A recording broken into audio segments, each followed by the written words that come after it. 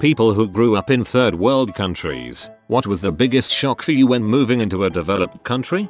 That things would get fixed. I had a vending machine in my dorm room. It broke down and said, well crap, guess no more vending machine. Absolutely flabbergasted when I saw the machine repaired and working. The lights. So many lights, from street lamps, traffic lights, huge buildings lit up all night. Oh, and the highways blew my mind. They were so wide and full of so many cars. I was 6 and I'll never forget that first drive from the airport to my new home in December. It was also my first time seeing snow. I went to rural Kenya for work once and the lack of lights was the first thing I noticed. I grew up in a very small town, out in the county in the United States, so I was used to less light pollution than most people here. But I'd never experienced anything like this. Just a total lack of any electric lights for miles and miles. I visited my cousins in the US once. I was surprised that your houses don't have walls around them. There were only those fences at the side and back that pretty much anyone can jump over. Where I live, the only houses who don't have walls surrounding them are those in compounds or subdivisions that have roaming security guards. Paid security guards, not volunteers like the neighborhood watch kind of thing. I visited Germany once with my family. We were about to cross the road when a Porsche came racing through. Living in India, we experience daily traffic mishaps and there is negligible concern regarding pedestrian safety and courtesy. So we were actually shocked when the driver literally halted to a stop and insisted on us crossing the road. There was no traffic light, no zebra crossings, nothing, and we actually were used to letting cars pass by before walking. So this was the biggest shock to us. The postal system. The logistics of delivering millions of letters to millions of homes on a daily basis is astonishing, especially at that price. The idea that I can send a letter across the country and have it reliably delivered the next or possibly even same day is truly impressive. I am astonished at this, and I have always lived in the US. We majorly take our postal system for granted. Toilets. Flushing toilets that you could repeatedly flush to. Yo WTF, I live in England, ain't no toilets allowed to be repeatedly instantaneously flushed, WTF. How traffic is so much better and how clean the streets are. How you're able to walk around in most streets at any time and not have to worry about being stabbed, shot, robbed, kidnapped, etc. This was the biggest thing for me when I went to Japan. Compared to my home country, Kyoto was an immaculate freaking theme park. Buildings and streets were clean. Pedestrian crossing lights actually worked. The metro didn't stink of pee and fast food grease. The quality of the public infrastructure and how respectful city planning is with pedestrians. Sydney is full of beautiful little gifts in the shape of shortcuts, stairs, parks, pathways, everywhere. It truly is a joy to just walk through the city. Also, dogs are more polite than people where I come from. Sydney is the first Western settled city I visited last year, and I can't thank my lucky stars enough that I am moving there permanently in a few months. Drinking water directly from water taps. I tried to explain this to my kids. They had trouble understanding where water comes from before it arrived at the two. At Song, an African man who was staying with me came rushing in the first week he was staying me and woke me up. He was extremely excited that there was a garbage truck with a motorized arm and was picking up the wheelie bins as it went down the street. Have you seen this? Have you seen this? He kept exclaiming over and over again. Amazing. Amazing. It made me laugh very hard, but he was a lovely guy. South African here. The thought of a garbage truck with a motorized arm literally blows my mind. There's absolutely no rules here that state where our bins should be placed, which I imagine is the foundation you need before you can have a truck pick him up by itself. How little theft there is. I was always told to always mind my bag and make it clear I'm holding it tight. Now I can freely leave it beside me, sometimes not even look. I've had friends leave a purse on a table in a restaurant and I made jokes about how easy it would be to steal it. Just a lot more relaxing in public due to less theft. Another one is how less physical fighting in schools there is. From a young age I was always told if someone hits you, hit them back harder, but when we moved to UK my dad told me before my first day of school, if someone hits you, tell the teacher.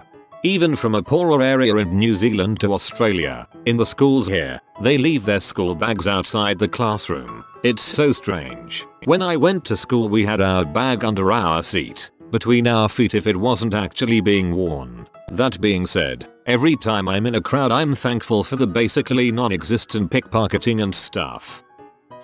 Coming from the worst country to a better one, it surprises me how easy it is to do a transaction online. Apply Visa, do it online. They will notify you once they need documents, once you are ready, etc. Every step of the process. Pay bills? Fine. Do online banking. Order food, groceries? Do it online. Call for delivery. Schedule for appointment? Call. Do it online. Meanwhile in my country, you need to all this physically. Fall in line for hours. Registration done. On to the next step. Payment. Oh no. You need to go to the bank. Collect the receipt and come back here. You want to do it online? Good luck with the crappy websites and slow internet. I could go on and on. It's day and night comparison.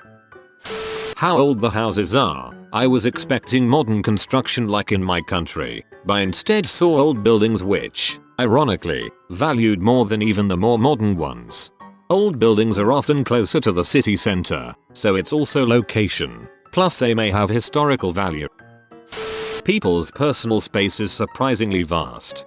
A newspaper article suggested that the personal distance between strangers in Argentina is the same of that of a couple in Canada.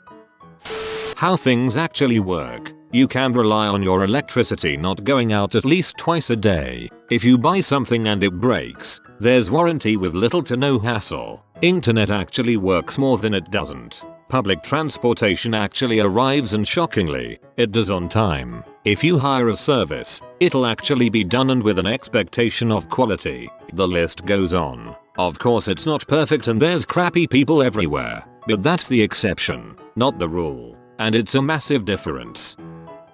You've got so much fresh water, you crap in it. How fast food wasn't $50 per person, but rather $5.10. Also, how much civilization advances when the AC is on all day and everywhere. It's a blessing. AC, the one thing Europe seriously lacks despite being developed. How expensive many things are while certain things are very cheap, but there's always enough. I grew up in Costa Rica. When I moved to the US, everything was way cheaper. Then I realized how expensive everything in my country is. I mean, $13 for a small pizza is not okay. Not me, but I heard about a couple here in Spain who offered a home as a temporary retreat for minors who were about to be sent back to Africa. Can't really remember the details. One of the youngest kids took back with him a faucet, believing it would pour water whenever needed. Edit. Faucet equals water tap. Sorry, English is not my native language. Edit 2. Faucet equals faucet. I really thought I screwed up. Thanks for the input, pals. That is terribly depressing. That people don't care at all with the clothes or my overall appearance, weight, hair, etc. In Brazil I always get comments, good or bad, about how I look. Mainly from friends or family, but it's common to always talk about it. When I moved to Australia I made friends and never got a comment about any of these things. It was a big relief to find out that I can be myself and not worry about the tons of comments about something that doesn't matter at all. This. So much. I'm naturally very pale and strangers sitting next to me on the bus in Rio would point out that I needed to go to the beach. I love the lack of eye contact in the London Underground. That and, no gunshot sounds. Lack of a local warlord. Giant grocery stores are full of food and always fully stocked. Coming from Ukraine to USA in the 90s, my entire family's jaws dropped for hours. There wasn't too much of a disparity between what I knew and what was directly spoken to me compared to what was portrayed in media regarding the United States. However, the biggest and most glaringly obvious difference was how easy and common a thing it would be to have someone of another ethnic or racial background within arm's reach. My younger self, being more accustomed and familiar with brown skin, walking around Miami International and seeing so many beautiful and new tones of skin was shook. This is a bit of a cop-out that I answer because I usually live in wealthy countries, but I lived in a small town in Bolivia for 18 months and the two unexpected things that got to me when we left was cars everywhere, going to the toilet without it being an ordeal, and seeing your reflection. Such a weird thing. We lived in grass roof huts, so the only time you'd see your reflection would be in our tiny mirror. There's no glass or bathroom mirrors. I'm not vain, but it was very strange to suddenly see what I look like all the time. I had lost about 25 kgs, 55 lbs, while I was there, so that was even stranger.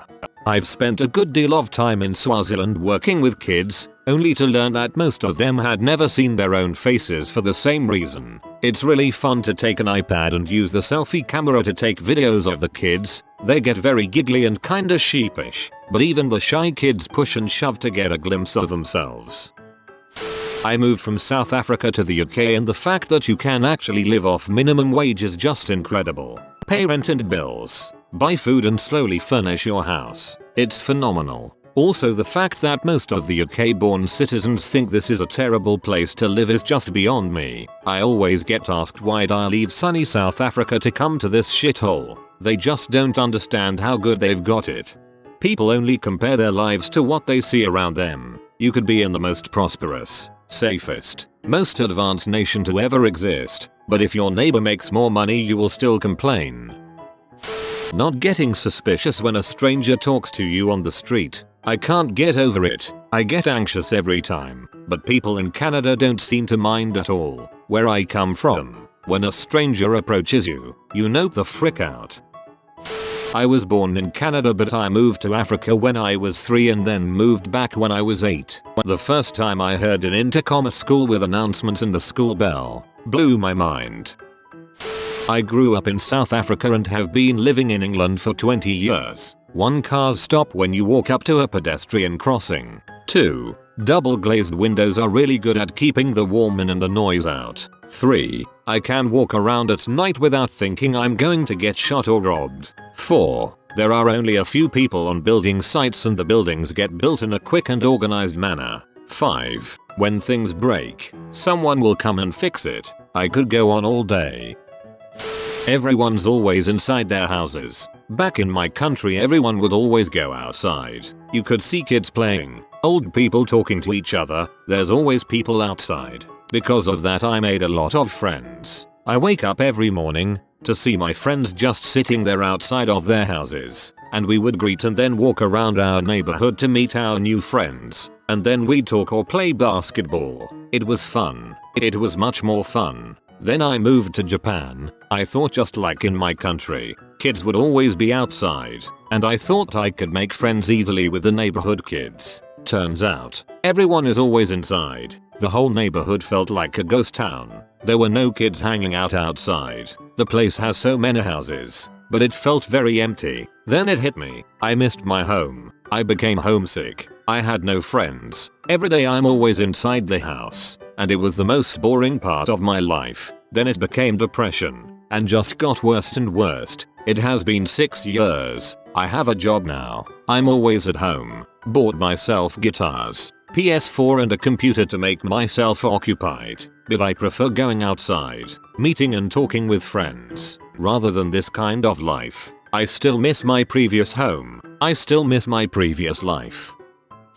My roommate's co-worker is from Guatemala. He says that one of the best things about the US is that when you call for an ambulance, one actually shows up even if you aren't rich or important.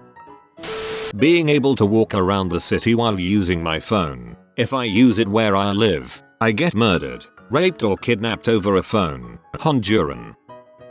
The discipline in driving. In my country, even when the signal light is color red, they just brush it off and continue accelerating. F-king morons. Most shops close early in the Netherlands compared to my origin country, Malaysia. Even house doctors' clinics close in the weekend, which was unbelievable to me at that time. To meet family members or close friends, we have to make appointment at least 2 weeks in advance, whereas in my origin country, it's normal to just show up at your family members or friend's house with just a single call on the same day or few hours before. Sometimes people just show up unannounced and still being welcomed, even at very odd hours. I am now well adjusted to the custom in NL. My godparents adopted 2 girls from Ethiopia. They were straight terrified of anybody's dogs. Anybody's. In their hometown, kids were regularly attacked and killed by wild street dogs. I did Peace Corps in Ethiopia, I can understand that. Got chased by more than a few dogs while wandering alone in my time in Ethiopia. Dogs were considered more of a tool for guarding property most of the time and unfortunately tended to be treated badly most of the time. Poor people are fat. People are actually, not ironically, nice to each other. Coming from Soviet shithole where every man for himself, it was so unusual. Took me a few years to learn how to smile. Not me but a friend. She was 12 when the wall fell. She says the colors. There were so many colors, everywhere. In East Berlin all the buildings were dirty browns and grays, and government propaganda was black and white. Man, I wish I could remember, but I just heard either a podcast or audiobook talk about this and something along the lines of how the East didn't have the process to add a certain chemical to their paints that made everything so bland. I wish I could remember more or where I heard it. Maybe not a third world country per se, but I've lived in Turkey my whole life, and recently moved to the UK. First off, people here are super cold. They all seem like they want to die. There are also a lot of elderly people, like a lot. The biggest difference was that the crosswalks actually did something. Like you could pass them and cars would stop. If I did anything other than sprint across the road when there were no cars around in Turkey, I'd be mushed by now. In the USA, cars in Portland will stop dead in the street if a pedestrian even comes close to a crosswalk. Where I work in Alexandria, Virginia, you need to be incredibly vigilant while walking around. If not for the aggressive drivers, then for the old folks and tourists who are looking everywhere but at the road. Electricity, water and basic utilities disappearing is not the norm. Police do their job 40% of the time at least, using toilet paper to clean yourself instead of water, which honestly is really gross for me. I don't know why. You can get an attachment for the toilet to spray water. It's popular in France, I think. My sister's boyfriend has one on his. Electrical power never goes off. Water too, lol. Cars. Devices are much cheaper in US than in CIS countries. Vacation to the US. People were nice. If you bumped into them or vice versa, saying sorry was accepted and common. Here is weakness. Clean streets. People respected the traffic lights. Going for a walk wasn't a life or death situation. Crap was way cheaper, even with tax. There wasn't a floating or of hate and rage. Technology all around. Clean air. Water from the tap was drinkable. It was like heaven but with an obese population problem. How the smallest inconvenience can make people rant like they have serious depression. Apparently humans always worry about something or the other, like a worry list that always has to have something in it. So even if all your big problems are cleared out, they end up being replaced by the next set of problems, no matter how trivial. How clean it was in most areas, the structure and the uniformity of it all. How much cheaper things are, the general feeling and expectation of safety. How most people follow laws and rules just as part of the culture. Everyone isn't always trying to get away with stuff. There's always a few who break rules and etc, but just the fact that lawfulness and orderliness are a cultural expectation is huge. How clean everything is. Even bad areas are a lot of times nicer or cleaner than what I grew up with. There's less graffiti. There isn't trash everywhere all the time. And the rivers aren't mostly sewage. And people even clean up after their dogs. There's not just poop all over the sidewalks and everywhere. Being able to flush toilet paper. That people here island don't lock their door when they leave and have no security bars on their multiple windows. The general sense of safety in the fact that I could walk home alone at 4 AM and still be safe, if a bit nervous. You've encountered the lost treasure of Captain Gus Fishhead. Subscribe to receive some of his gold. If you are new to the channel, you can subscribe. I publish new videos every day. Until then, check another video, or don't. Either way, have a great day you magnificent people.